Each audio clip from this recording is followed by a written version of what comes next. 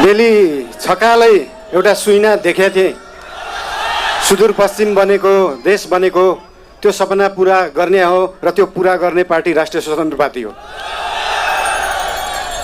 बोहराजी बुझेछौ कि नै?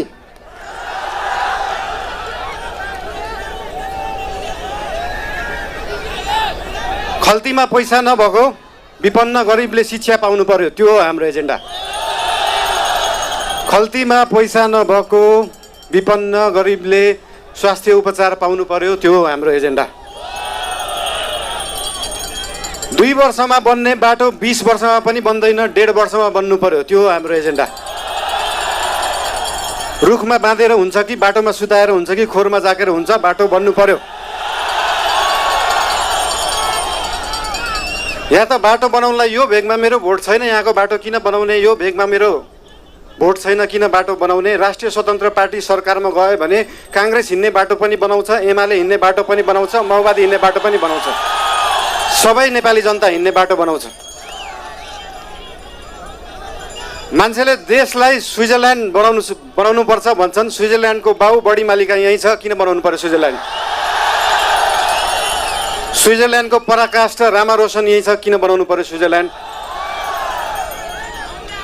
Khaptad national park यहीँ छ, किन बनाउनु पर्यो स्विजरल्यान्ड? हामी नेपालीहरू माल भएको चाल नपाएको मान्छेहरू पर्यौँ।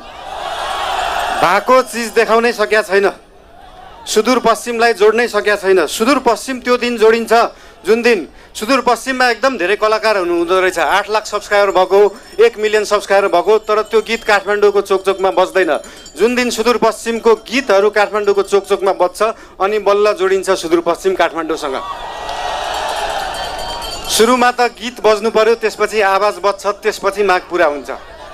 सुन्दा सानो जस्तो लाग्छ, तर त्यो हो राष्ट्रिय स्वतन्त्र पार्टीको एजेन्डा।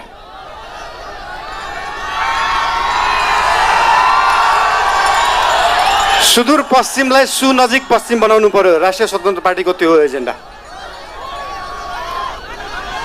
तपाईहरुलाई आज यहाँ आएर भेट्न पाइयो, धेरै खुसी लागेको छ। म धेरै बोल्ने मान्छे होइन। राष्ट्रिय स्वतन्त्र पार्टी तपाईहरुसँग यहाँ भोट माग्न आएको होइन, काम माग्न आएको हो। काम दिनुस् है।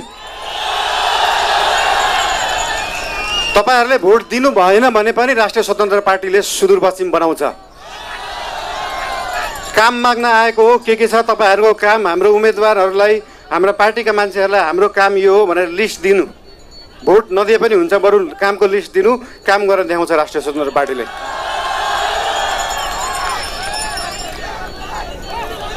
हजुर,